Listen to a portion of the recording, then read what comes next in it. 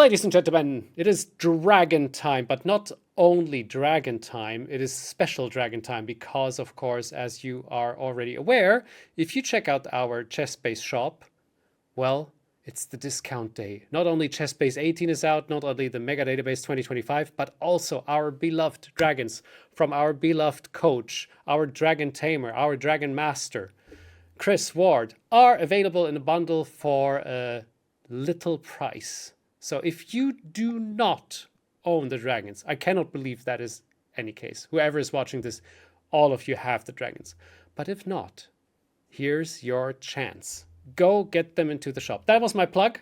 But of course, I wanted to really help you guys get the dragon if you haven't done it yet to a special price. Chris, the stage is yours. Please show us some dragon stuff.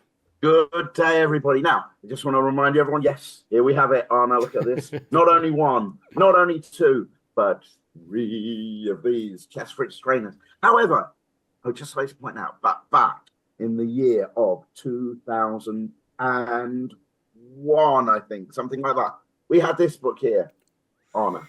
I don't know if you remember, but we had an interview once during COVID times where I told you the story of this book, Winning with the Dragon 2, which unfortunately, whenever I visit my poor mum, I look at her bookshelf and I see a Winning with the Dragon 2 shaped hole on the bookshelf because it is practically impossible to get hold of this book these days. And I can tell you what, you can't tell a book by its cover, but this cover is fantastic. Right. So my point is, do you know what? Back then, the little story I told you, you may or may not remember, but simply the story was that I got a little message from someone saying, oh, my daughter's playing for England. She plays the dragon. She'd love to have your book, but we can't get hold of it. And I figured, oh, come on, you can easily get hold of that book. So I looked on my bookshelf. I only had one copy, so out of the kindness of my heart, I said, I'm going to give you it as a present. Sent it to them. A few months later, I thought, I could do it looking at my Winning with the Dragon 2 book, and I didn't have a copy, of course. And lo and behold, I went on like eBay and stuff. The cheapest I could get it was $90-odd. Can you believe that? For my book there. Can practically get these DVDs for that now. And they're a little bit more up to date, well, by about 24 years or so. Now, my point is, I've even looked yesterday, and still it's like £61.44 or $70 to get hold of this book. So, yes. The other point I was quickly going to make in very brief stories prior to that. Look at this here. Winning with a Dragon 1. That's right. You can't see anything because I haven't got a copy of that one either. And that was, I got a comment about 3 months ago saying, oh, dear Chris, I really love your book, Winning with the Dragon. But there's just one line in it I'm not quite sure that I agree with now. And I'm thinking, that book was 30 years ago. I didn't use an engine at all. Am I not allowed to have one little line wrong? So most of these variations still stand the test of time, is what I'm going to say. Right. As for this, here's another situation, which is that we every month, as you know, like to bring to you a dragon game from around the world, which has got some entertainment value, some theoretical value, and should just hopefully keep you amused. And if you can learn something, that's brilliant. It is not this particular thing all about the latest particular theory and bringing you a game which is quite frankly going to be a little bit boring. But today I'm going to make a slight exception as it is a special week. Okay, so I'm going to bring you a game. So last month was, we did a little what did we do? We did a little summary of the Olympiad games, didn't you? Do you remember? And we brought 6 games. Wow. So therefore, today I'm going to nudge that down a little bit because we had a few comments saying, oh, I really thought you were going to look at Erigaisi against Mammadov, which is, of course, a very high-level dragon encounter. Or what about Ray Robson? He's amazing, that guy. And, you know, he had a gold dragon win. What on earth am I supposed to do when White does that? But you know what? I'm going to answer those questions today. But I won't always be able to answer those questions. So, of course, let me show you. So this is a game that was played in the Olympiad. Arjun Erigaisi, who's pretty nifty, as we know, playing against Mammadov. And I'm going to bring you the moves as we go. So here we go. We're underway. And we have, yes, we do, the Sicilian dragon mainline variation, Main line. and bishop to c4. Now, here, white plays a little system, which we have looked at before. Knight takes bishop e6, which was played even back in about 1958 by Bent Larson against Bobby Fischer. Not played that much, but then Hikaru Nakamura took it up quite a few years later.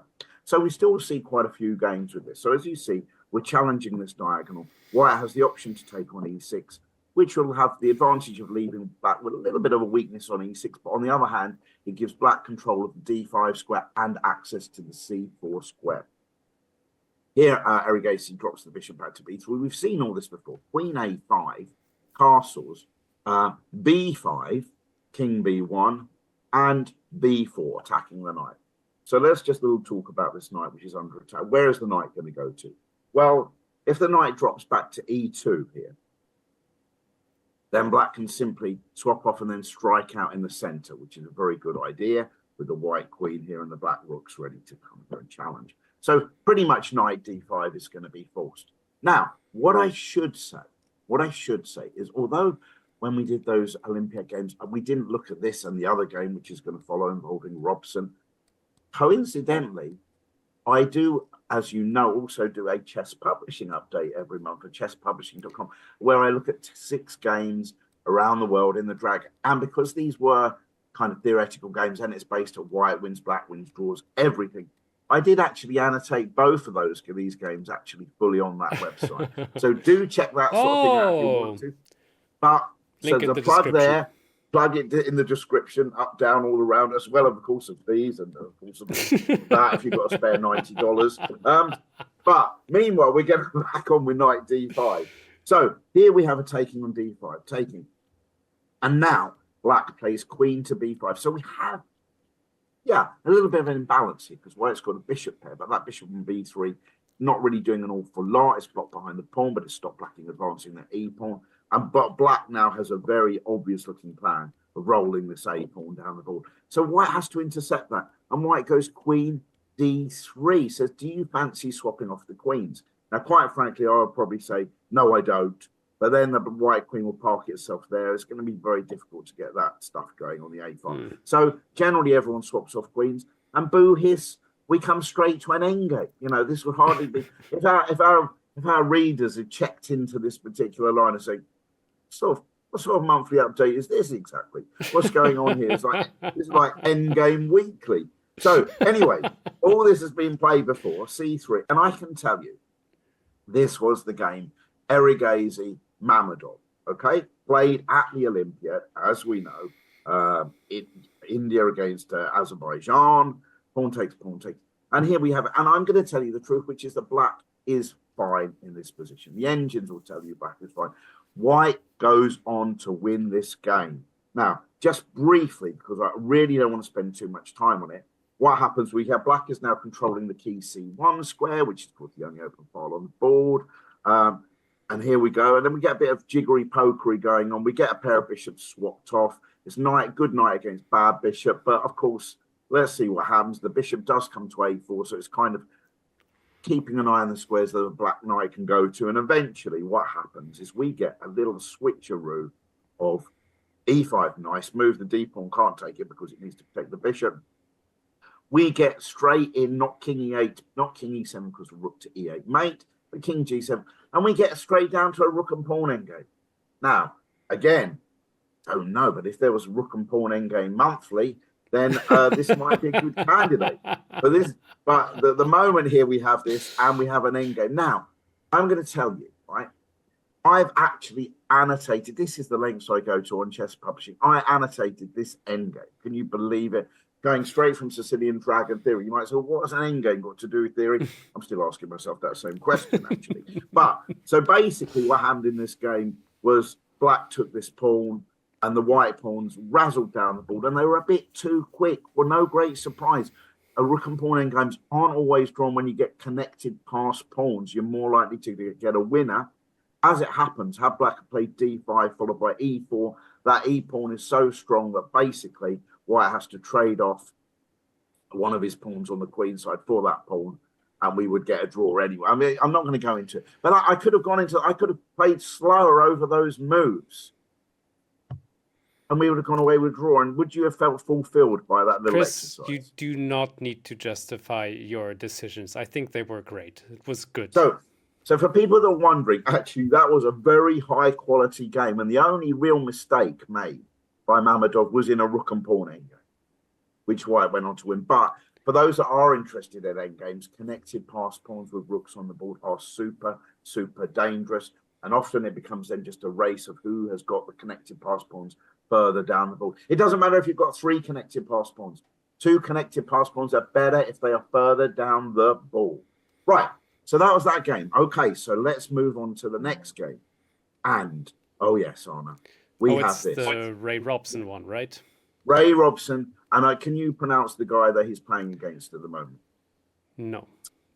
Good. So he is basically from Panama. I don't want to say the wrong thing. So the fact, not this, because my voice is a bit croaky, as you can hear that. Now, so he's from Panama. So we've got USA against Panama again in a Sicilian Dragon. Now, let's bring this one to you here, because people were worried about this.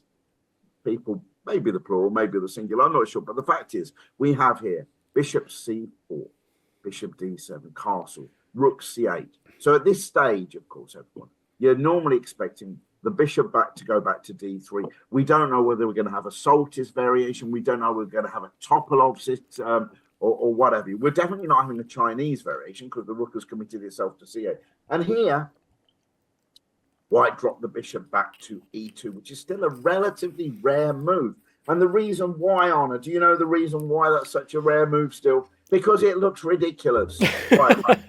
Now, you could say, I mean, what is the point in investing all that time to move the bishop there, to do the hokey cokey, to bring it back to a square where, quite frankly, it doesn't do very much at all? But it's super sneaky, this move. Why is it super, super sneaky? Because if the bishop went to B3, then still black has the option, should they want to play the popular Topolov system. So White now thinks that White is being sneaky by dropping the bishop back to E2. But the other reason why is if we head back to this position here, of course, Anna, what is black threatening to play? We know black is ready to strike out with that D5 move, which they will do against castles, of course. They will do here against castles, of course, and they will be aiming to do certainly against H4, any move that doesn't mean much. If White played bishop E2, D5, give it a go, get that move played. But here, White plays bishop C4 to stop it, and black goes to D7. And of course, when the bishop goes E2 to E2, we haven't now got D5 as well under control as black because our bishop is parked on D7. I see. Okay. So to cut a long story short, the idea of bishop E2 is that White essentially is preventing the Topolov system, and the way this game turns out over the next few moves justifies it. And I'll show you why, Anna. Because after knight takes d4, this is the game, the move that was played. Black played knight takes d4 takes, and then got their queen to a5. However, after king b1, as we know, there are all these nifty little intermezzo tricks with knight to d5, followed by knight takes e7 check, which wouldn't be that effective if the other rook was on a8, because after the check, the king goes to f8. And after White recaptures the queen, the knight will be hanging on e7. But here there is an intermezzo trick. So black takes a little bit of a timeout to go f8, but this is not really where we want the black rooks. I'll give you a little comparison. So now black plays bishop e6, just for completion here. Oh yes, just for completion. I hope I'm not going too quickly for everybody, but if I am, just replay it a little bit slower later in the day, because what I'm about to do is jump back to this position here, which is g4 on move 9 instead of bishop c4, instead of castle.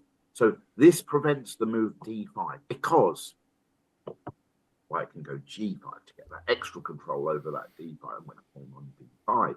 So a main line variation then, for example, runs here, castles, and now knight takes, bishop takes, and queen a5, attacking this pawn here. For example, if king b1, rook f6, this is a main line, and White needs to take time out to do something about this a2 pawn with the sacrifice on c3. And as you can see, this is a main line, and this is much more effective for black, who has not dilly-dallied with bishop d7 to bishop e6. They've not dilly-dallied with rook e8 and not got their rooks where they really want them to. So what happens in this game between Ray Robson and the Panama ball war, I guess, I'm not sure which. Okay, we pulled all of it wrong. Anyway, that's it. Are you with me at the moment? Totally. Just checking you're still with. I'm So fascinated. essentially, this opening worked out very nicely for White, who went on to win the game. But yes, I hear everyone say, that's all very nice. But what am I supposed to do? What am I supposed to do about bishop e2? Please tell me. The textbooks have never really said that. Did I mention that in my DVDs? Everybody? Did I mention bishop e2? So. There's only one way to find out. There's probably more. So anyhow, can I tell you this? To all my readers and subscribers of Chess Publishing, or the DVDs where you can hear it, not just by reading it, but by hearing me say the words themselves. In this move here, I actually come up with an interesting move, okay, which nobody has ever played on. So everybody's watching this now. If you get the opportunity to play it, you might want to give it a go. I recommended, how about this for a move? D5 anyway. There you go. Have that pawn if you want. Little cow. Do the maths. 1, 2 against 1. Yeah. White's got more on it than black. That's clear. Now, so let's see what happens if we take it. Well, let's take it with the pawn, shall we? Knight to b4. So this is the idea. Ganging up on d5. But the knight is also attacking a2. It's also attacking c3. Rook takes c3, sorry, potential. And now, well, let's say White plays knight b3. So they're now protecting this pawn to b4. And bishop f5 now. Hitting that pawn on c2. And that is an awkward situation. And whatever White says, okay, yeah, I think I'm good for a draw now. Knight d4. Let's go bishop d7. We get a little repetition. Shake hands. Everyone's happy, except neither side probably. And here we go, queen a5. But we say, no, absolutely not. I am coming out with my queen. I'm active play. Knight takes bishop. Thanks very much. Ooh. No. Rook takes c3. Have a little bit of that if you want. Well, I've got to check. Did you forget that? But it's not checkmate. Now what are you going to do? And all of a sudden we see the rook on c3 can't be taken by the queen because of knight takes a2 check. And if it's taken by the pawn, well, stop your video for 5 seconds. 1, 2, 3, 4, 5. Good. And we're going to see checkmate. Right. Probably a couple of moves. Something like this. Toy. Something like that. Queen a3. So d5 is an interesting move. I've done a little bit of analysis on as a possibility. Obviously, White could do other things. For example, knight swapping off here, then going e5. And then maybe f4. But then we're going to be able to go queen a5, f6 to blast open. It's fairly unclear. It's just a possibility. It's a suggestion. And everyone can say, well, is that it? Is that all you've got for us? Some speculative d5 pawn sacrifice. Is that really all you've got to say?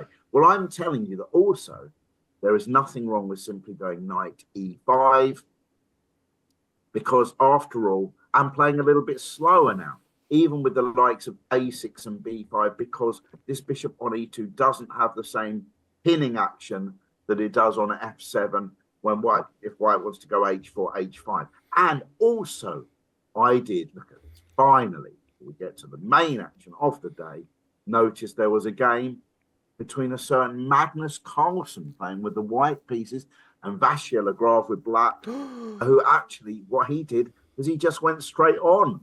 He straight on with this and blasted through, took an e4 to open up the dragon bishop, and he went on to defeat Magnus Carlsen. You can check it out. It's probably a blitz game, I should imagine. But the fact is, that game occurred, and that was Lagrave. So you could just go a6 and b5 with a bishop on e2 because it's not as effective as it is on c4. But obviously, the one sneaky point, or the two sneaky points behind bishop e2 is, first of all, you can't now do the Topalov system because obviously the bishop on e2, rather than b3, controls the b5 square. If you were going to go knight e5 to c4 anyway, then you just get a simple transposition, because it doesn't matter whether the bishop is coming from b3 to take on c4 or e2 to take on c4. So it is really not the end of the world, bishop e2. But I noticed it was an Olympiad, there was an American guy, top guy, good player, and he wins with white pieces in the dragon. Have I solved that situation there? Fantastically. Right. Thank you, everybody. Honestly, I do want to help. I can't just look at every top game, but Chess Publishing, check it out in the link below. Right, now, moving on. Here we go. Load next game. And finally, oh yes. Now we're coming into the real We are coming stuff. on to the main game of the day. And there's this guy. Again, is it one of the guys? high-rated. High-rated game again. And involving, was it one of your interviewees? Anyway, we've had Daniil Dubov. Did you interview him? Unfortunately not, no. Oh. You interviewed half the world, I noticed. I did. So, okay, so now let's just check this out, because this game is immense. And then you can tell me in the notes below whether you would like to see games such as this, or you'd rather those endgame magnificent encounters, rook and pawn endgame. But anyway, here we go. At the moment, Daniil Dubov, this guy is an amazing start. And this game, you are going to love this game. Oh, my word. Looking forward. So, F3. So, let's just talk again. Dragon DVDs, blah, blah, blah. The fact is that everything, as far as I'm aware, things get out of date, as you noticed. 1994, I'm guilty of putting in a line which didn't stand the test of time. However, as far as I'm aware, everything I wrote, all the theory in those Dragon DVDs, all stands. But of course, fashions and trends change a little bit. And we've been seeing quite a lot of the Hungarian system, you notice, which I do mention, but of course has progressed because there's been loads of games since then. And this little system here with H5, which I do cover in a kind of Dragadorfy systems chapter, was played here. Now let's have a look at this. Bishop to C4, A6. So obviously the idea in this system here is H5 is kind of restricting white's kingside advances. And on the queen side, we're probably looking to go B5, bishop B7, knight D7. And we're going to keep the king in the center of the board for the time being. So we have a different approach here, which is also quite a logical approach here. White plays A4, preventing the B5 advance, but pretty much saying, I'm not going to be castling queenside. I'm going to castle kingside. So we have knight D7. And in fact, that there's nothing that says more, I'm going to castle kingside, than actually castle kingside. So he has castle kingside. Queen C7 hitting the bishop. The bishop dropped all the way back to A2. Absolutely fair enough. So instead of B5, which is inhibited, black plays B6 to facilitate the bishop coming to B7.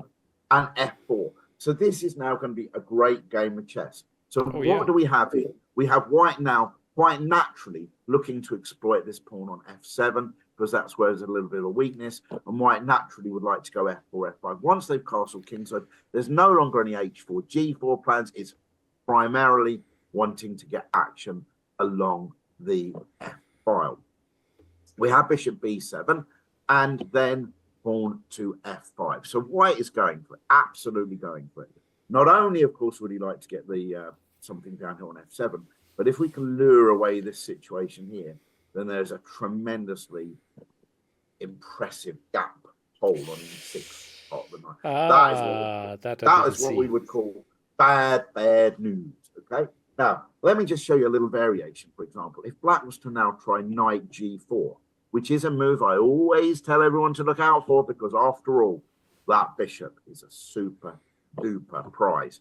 Here we would see F takes G. Thanks, I'll have that check here, and we can see this is like going to be oops-a-daisy, not happy. King F8 will be knight E6, forking the king and queen, and coincidentally checkmate.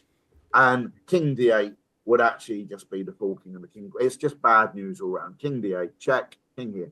And actually a calm move, the queen would leave this attacked and this attacked. And what have you. It's just not good news. Definitely so, not. After F5, what does he play? Well, Daniil Dubov now played the move G5.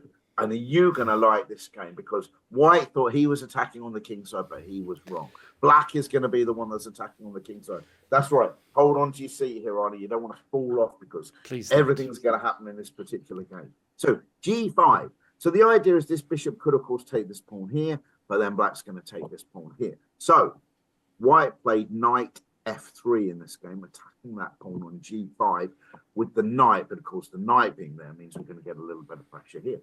g4, attacking the knight, and knight comes to g5, attacking f7, which black protects on this occasion with his rook. So he's not going to castle, he's defending that with the rook, and white played queen e2. See, the main thing at the moment here is this square is now covered, of course, by this knight, so there's no e5. White now wants to bring a little rook into the game, so he plays queen e2, and black plays rook c8. Pretty clear. There ain't going to be no castling for black in this particular game. Overrated. Overrated, exactly. You know, so long as you can get action for your rooks. Now, rook a d1, centralizing the rooks. All very sensible moves, both sides. Knight e5, great square for the knight. And queen f2. And we are about to start the excitement here, okay? The queen and the bishop ganging up on that pawn on b6. Do we need that pawn on b6? No. Take my pawn if you want. Overrated. Everything's overrated. So the queen is out of the way now, which means, of course, prophylactic in that we won't have to move it if that pawn is taken. Teeing up ideas with rook takes c3. So white does now take this pawn on b6. I suspect this is probably the mistake of the game. Yeah, it's a little bit greedy. I think white shouldn't really have taken that, and he is about to be punished with a capital P. Love it. Well, over 6. Right, are you ready for action? Here we go. Bishop h6 attacks that knight. That knight does not have many squares available. Okay, how is he going to defend it? Well, he's just going to bring his bishop back, and he's going to say, thanks very much. I want a pawn. I was going to go for checkmate stuff, but now I might just swap off a few pieces, get down to one of those delightful rook and pawn endgames you tend to like around this place, and win the game. So bishop e3, but now black says, well, have that if you want. e3. So what's that all about? Well, first of all, that is attacking queen. Now, if the pawn was to take on g3, then what's going to happen? Well, let's have a little look at that. If pawn takes g3, then we've opened up the square g4. Knight. We'll have that bishop, thanks very much. And now we'll pin that knight. I think we'll pin that. Yeah, we'll pin that knight. Of course you would. And it's a goner, that knight. Can't be protected anymore. Don't forget, of course, our delightful knight on e5 is protecting f7. Perfect. Perfect. So after g3, white cannot take that pawn with their queen. Well, sorry, they cannot take it with their pawn. So they have to take it with the queen. So white now, the pawn count now is not 1, but 2 pawns in white's favour. Overrated. Overrated. Right, rook g8. Now we're doing some pinning down, okay. So I've done, right, okay, so listen, I'm going to give you a little bit of commentary from my chess publishing here. It said 2 pawns down, but with some excellent counterplay. Gee, this boy can play. Okay, I'm telling you, Dubov is an amazing player, and this game is fantastic. Right, are we ready for action? Okay. White plays h4 to secure that knight. And here is where it's all going to start. These moves are absolutely amazing. And by the way, a lot of them are reinforced by engine analysis, okay? Which, of course, I'm not suggesting he was using that during the game, please. You think this isn't there? I understand. Right, okay. I understand. Right, so here we go. Look at this.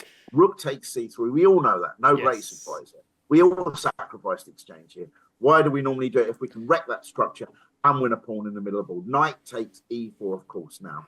That knight on g5 is pinned, but of course we're protected by the bishop on b7. So the queen drops back to e1, keeping the bishop on e3 protected, but unpinning the knight on the g file. And now look at this move here. I think black has a few reasonable moves, but look at this. Cool as a cucumber. Queen a8.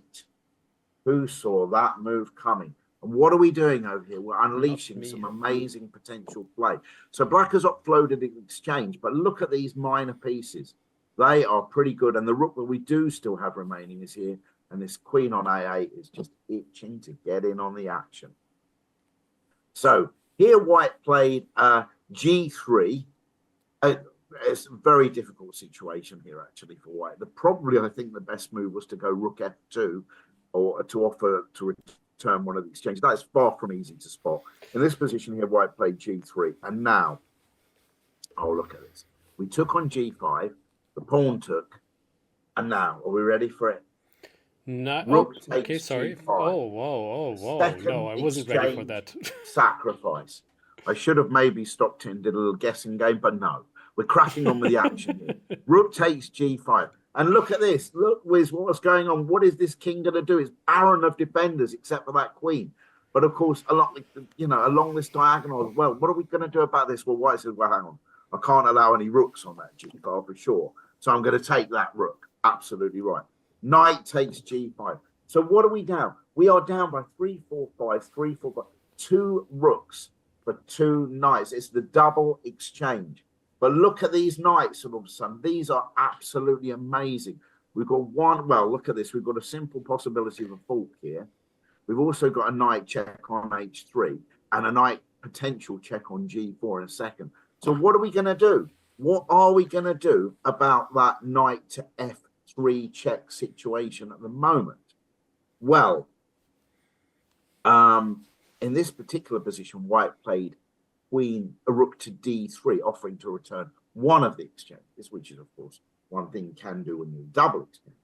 But let's check out what would happen after queen e2, looking after all their pieces. Now look at this. Knight g4. Oh, my word. A cool, calm the move. checkmate. And there is suddenly checkmate going to be threatened down there. Oh, my word. And also, there is another check that I have not even mentioned to you yet, which comes up in the event of the other defense, which was rook to d3. Can anybody see the move now that Black played that forced an absolute 100% resignation? I have an idea. Yeah. For you at home, of course, if you want to think for a second. But this pattern I already noticed like 3, 4, 5, 6 moves ago. Bishop Wow. h1. Bishop h1 is an interesting idea. It's not it. Damn it. But well, listen. I love Bishop h1 with the idea of going queen to g2 checkmate. Very, very sneaky. But I'm thinking, think about what is my golden rule? Oh no. Look at checks. Correct. Look out for checks. Okay, let's look out for a check. How many checks have we got actually? 1, 2, 3, 4. Yeah. So I don't see too much happening. 1, 2, 3. Yeah, we've only got 4 checks here. I think I'm missing one. Which ones have you got? All the knight checks. 1, yeah, 2, so you're missing 3. one. Oh, there's a queen a7 check. Whoa, there you go. That is why I tell you. Well, that's exactly why I tell you. You know, I might not be very good at analysing rook and pawn endgames on this site, but I certainly can remind you about queen a7 checks. That's and insane. That forced an absolute resignation because how? Oh, yeah. How can White escape the check here? Certainly, if one of the rooks blocks it, then we've got plenty of moves, including the dinky knight f3 check anyway, which is going to win the queen. If the queen blocks it on, well, let's have a little look here. Let's see if the queen blocks on, well, look at this, king h2. Oh, my word. Who can spot the winning move in this position?